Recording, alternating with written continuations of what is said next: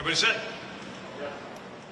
Okay, good morning and thanks for joining. It's really great, as always, to be back at O'Hare.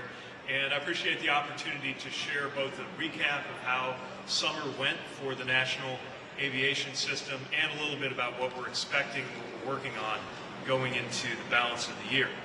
Like millions of Americans, I'm traveling this busy Labor Day weekend to be with family, and I know so many Americans are hitting the road or heading to airports to do the same. This weekend is capping what TSA reports is the busiest summer travel period on record, the most air travel passengers that have been screened by TSA in American history. And so we've got a lot of important updates, including a lot of good news to share about air travel ahead. I do want to pause first to reflect on how far we've come.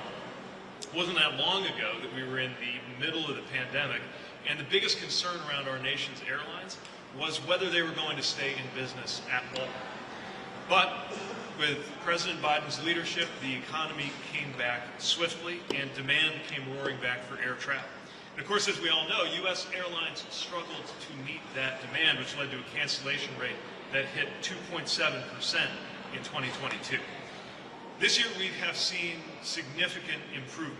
The cancellation rate so far in 2023 is at 1.6%, which is a full percentage point better than last year. It's also below 2019 rates, and I just want to give you a sense of how we're doing, both with regard to the last couple of years. And let's see if I got the right slides here. Slideshow at an airport. The other thing I want to emphasize is that we are on track to be at or below the typical rate of cancellations over the last decade.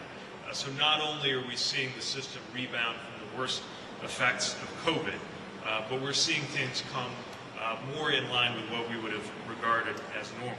Now, that doesn't mean that the system was immune from some tough travel days this year and this summer. Most of the rough days that we did see this year had to do with storms that affected hubs, which then had cascading effects. And I'm going to come back in a moment to what we saw most recently with Hurricane Idalia.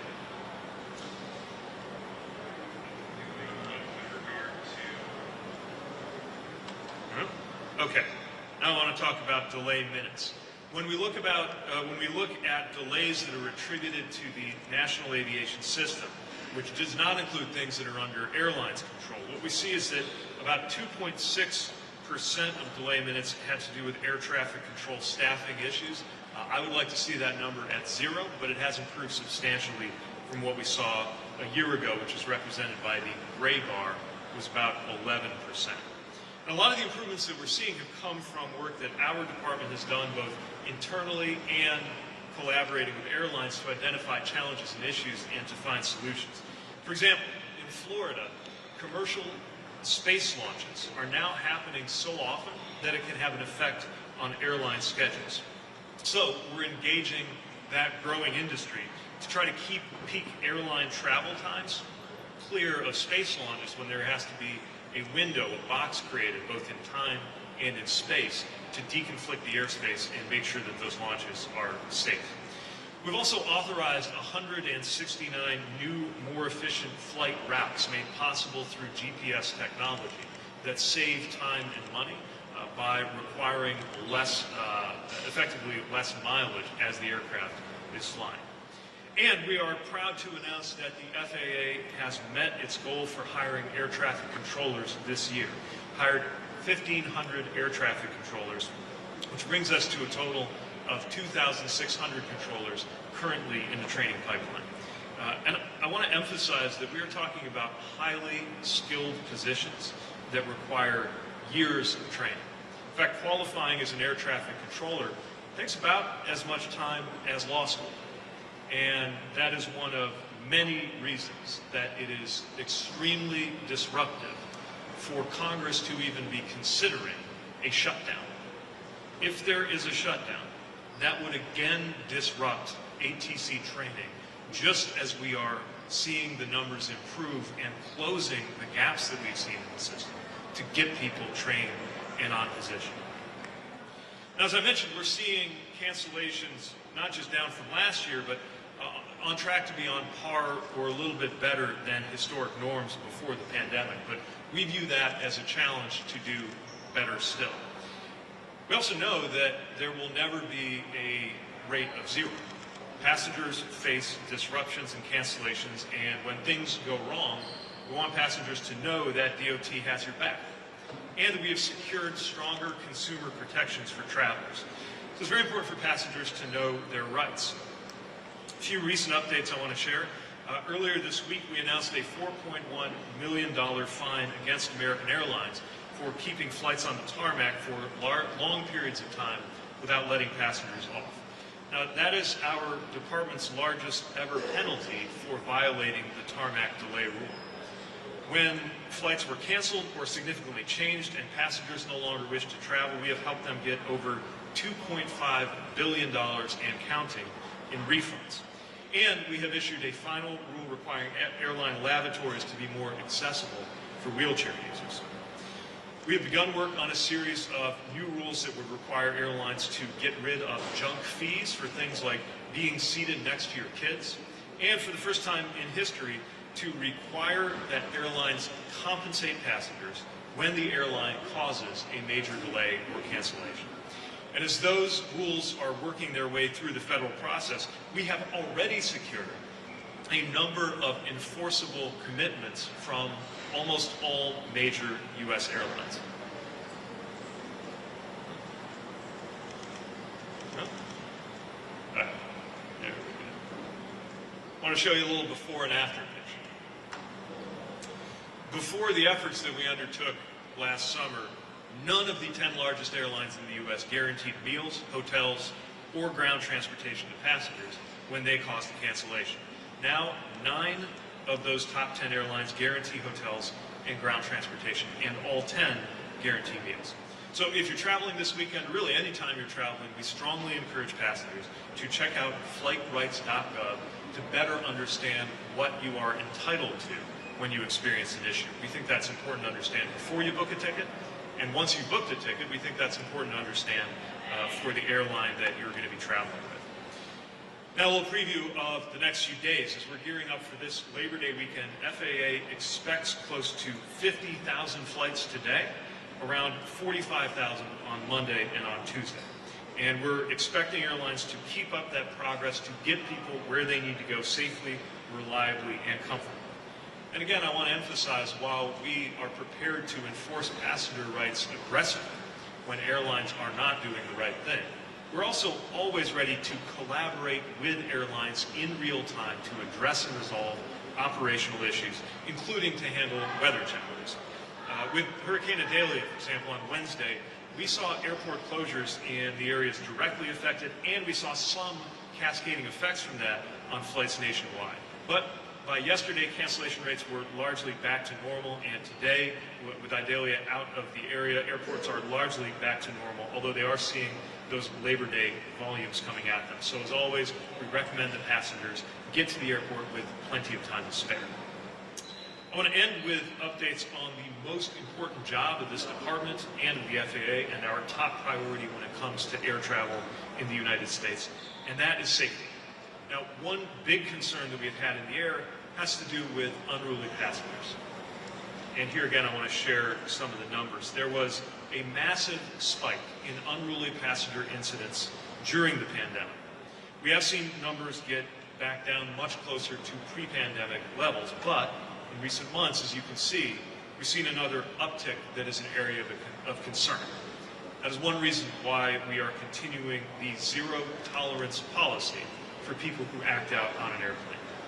The flight crew are there to keep you safe, and they deserve to be treated with respect. No one should do anything that endangers the flight crew or fellow passengers on the plane. And doing so could lead to you being referred for criminal prosecution and facing tens of thousands of dollars in fines. Lastly, I want to give an update on actions that we are taking to help airports and airlines prevent runway incursions in what are called close calls. Again, bring up some statistics. So the overall number of runway incursions is about in line with what we have seen over the last decade, but we've seen a noticeable increase in serious close calls, and the only acceptable number of these is 0. So we've been taking a number of actions to reduce the number of runway incursions and push it towards 0. Last week, we announced $121 million in awards to 8 airports to reconfigure taxiways, improve lighting, or improve airfield layouts. And that is on top of $100 million that we invested at 12 airports in May that are benefiting safety, as well as hundreds of millions of dollars invested in 2021 and 2022 to build better infrastructure like end-around taxiways, which means that airplanes can navigate around an active runway instead of having to cross it. The FAA is also convening and holding runway safety action team meetings at approximately 90 airports around the country, identifying any unique risks that are specific to that airspace and developing plans to address them. As I mentioned a moment ago, with 2,600 air traffic controllers in various stages of the training process, we're making sure that we have the folks in the towers to do that critical safety work. And on that note, and I want to end with this, I hope anybody who is traveling this weekend takes a moment to thank an aviation worker, whether we're talking about flight crews on board, whether we're talking about FAA personnel, or I see some TSA folks who are here in the hall. Even though they're with our sister agency of Homeland Security, we still feel a great affinity to TSA and appreciation for what they do to keep the traveling public safe. There are so many people who do a great job making sure that aviation of all means of travel, the one that involves flying thousands of feet above the ground at nearly the speed of sound, is the safest way to travel in America, and have maintained in America the safest, most complex aviation system in the world. So, to sum it up, we are seeing very good progress. We are not done. We will keep doing our part to make sure that the airlines are doing theirs, to keep cancellation rates and disruptions going down, and above all, to keep passengers safe. Thanks again for joining, and happy to take any questions you have. Mr. Secretary, on the close calls, have you been able to determine what factor the issue with the air traffic controllers are in that? How much of a role that's played, and what message would you send to the traveling public about the safety of the system? We haven't had a major crash in this country in decades, but what would you say? Yeah, again, I would begin by emphasizing that traveling by air is the safest way to travel, and that we have the safest, most complex airspace in the world. Now, as we work through the data and assess what has happened in these cases, the truth is there is no single cause or single issue that explains it. Sometimes we have seen issues with pilots, sometimes we have seen issues with controllers, sometimes we've seen an issue with ground crews. That's one of the reasons why we're really making a system-wide push to have greater awareness of safety. That includes situational awareness on the ground and in the cockpit. It includes an emphasis on readbacks, making sure that pilots and controllers read back accurate information and understand each other clearly. Also, we're doubling down on the importance of the sterile cockpit, the idea that until you're at 10,000 feet, there's no discussion or conversation in the cockpit about anything besides the immediate safety information. We're also assessing how technology can play a role. Part of why these close calls have not turned into something worse is that even if one layer of the system didn't catch the issue, another one did. So if there was human failure, then the technology kicked in. If the technology wasn't there, then an additional human spotted an issue. We're looking at what other technologies could play a role, and sometimes it's higher tech, like the ground surveillance systems. Sometimes it's concrete and asphalt. That's why we're also investing in better, safer design so we have fewer runway crossings in the first place. And let me again come to the numbers just to give a sense. So in terms of the rate, if you look over the course of the last decade, that top line, that kind of normalizes it per million flights. What we're seeing right now is a level that is lower per flight than it was in the middle of the decade, but it is higher than we want it because anything greater than 0 is higher than we want it. And what you see in the bars below is that there are different categories. And actually the smallest sliver, that orange stripe you can barely see at the top, those are the ones we're most worried about. We have extremely high standards for close calls. Sometimes an airplane could come within half a mile of another airplane, and if it wasn't supposed to, we're booking that as a close call, and we're looking into how to prevent it from happening again. It's that level of rigor and attention that is designed to keep the traveling public safe. Mr. Secretary, last night, UAW President Sean Fain accused the Stellantis of not bargaining in good faith. They said they filed the National Labor Relations Board for unfair labor practices leading out the board. Do you have any comment on that? Well, I can't speak directly to an NLRB action. What I will say is this.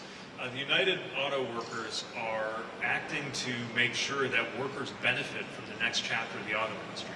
I come from a community, South Bend, Indiana, that was shaped by the prosperity that came from those manufacturing jobs, not just existing, but being good-paying jobs. So I understand what the workers are seeking to do and to achieve for their members for the next generation.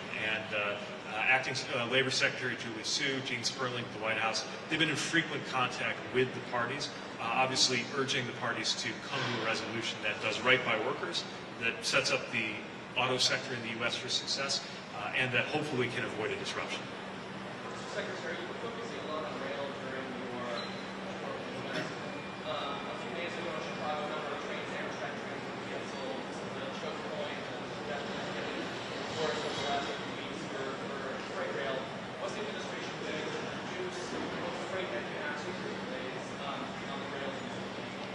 So part of what we're doing is investing in the physical infrastructure, and that could be something that might seem relatively small in the grand scheme of things, like the moving of a railroad and siding that we saw in Elkhart, Indiana, the day before yesterday.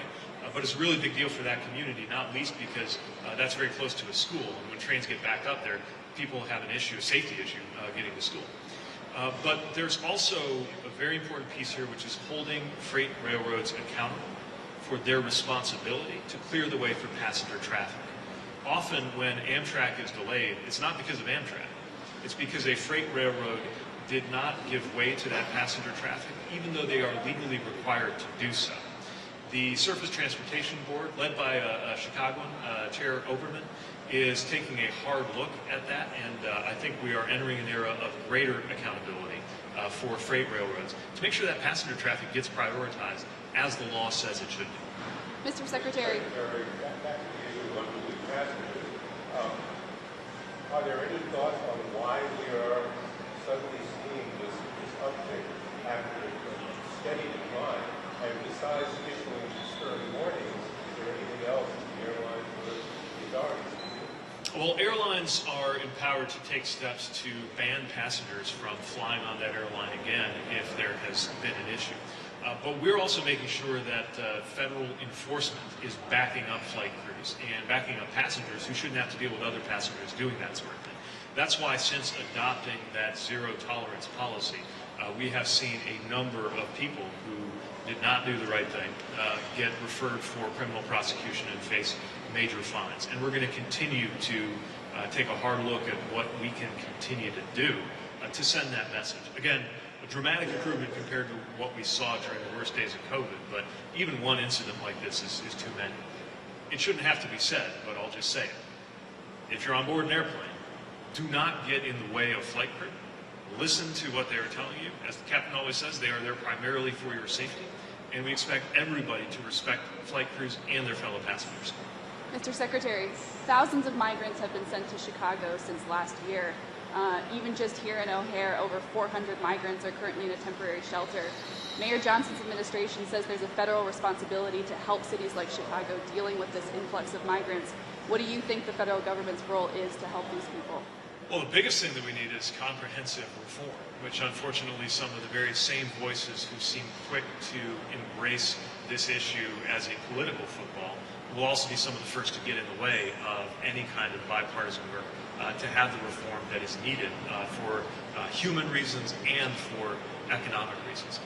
There are other elements I'm not as well briefed on from the transportation side when it comes to immigration work, but from a transportation perspective, I'll say our top priority is always going to be safety.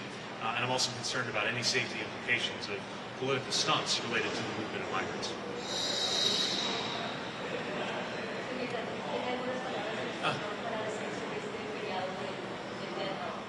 Puedo trabajar, pero se necesitan mis papeles para decirlo bien. Lo más importante que quiero decir es que sabemos que hay mucho trabajo por hacer, pero hemos visto mejoramiento en nuestro sistema de aviación. Y ahora, a medida que nos preparamos para este fin de semana del día de trabajo, la FAA espera cerca de 50.000 vuelos hoy y alrededor de 45.000 el lunes y el martes. Lo más importante, por supuesto, es seguridad y este es en lo que el FAA se enfoca. Pero en el verano y tuvo algunos días difíciles, pero en general en medio de una demanda de pasajeros sin precedentes, la tasa de cancelación es del 1.6%. Entonces, se mejora el sistema, pero hay mucho más trabajo por hacer. Alrighty. Thank you very much for coming. Safe travels, and enjoy your Labor Day weekend.